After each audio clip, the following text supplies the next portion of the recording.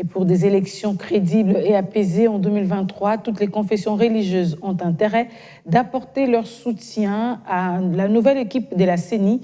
C'est l'appel qu'a lancé le responsable de l'église évangélique du rite africain, basée à Butembo, dans le Nord Kivu, pour El Shamir.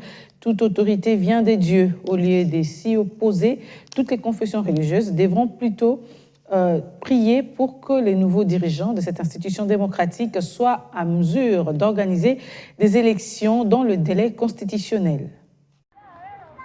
C'est pour la première fois que le patriarche de l'église évangélique du rite africain, ERA, s'est exprimé au sujet de la nouvelle équipe dirigeante de la Commission électorale nationale indépendante, CENI, équipe chapeautée par Denis Kadima et dont la désignation a divisé les confessions religieuses il y a peu. La position du patriarche El Shamir Kalouaé est claire. Les confessions religieuses doivent soutenir et prier pour la nouvelle équipe à la tête de la CENI.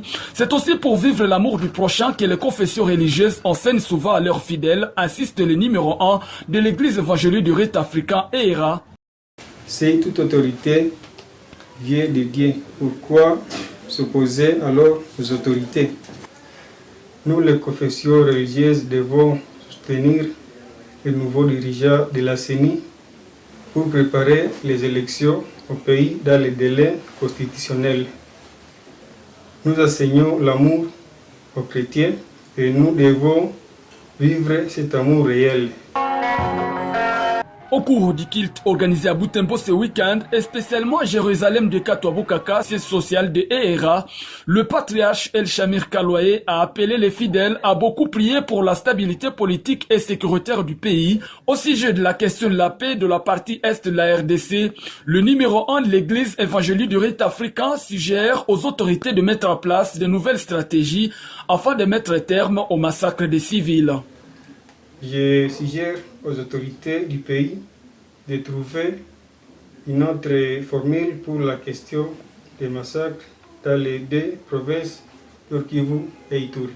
Le culte du jour a été organisé en marge de la célébration du 12e anniversaire de la mort de Monseigneur Owasingia Kalouaé Joyce, deuxième patriarche de l'église évangélique du rite africain ERA, et ce depuis sa création.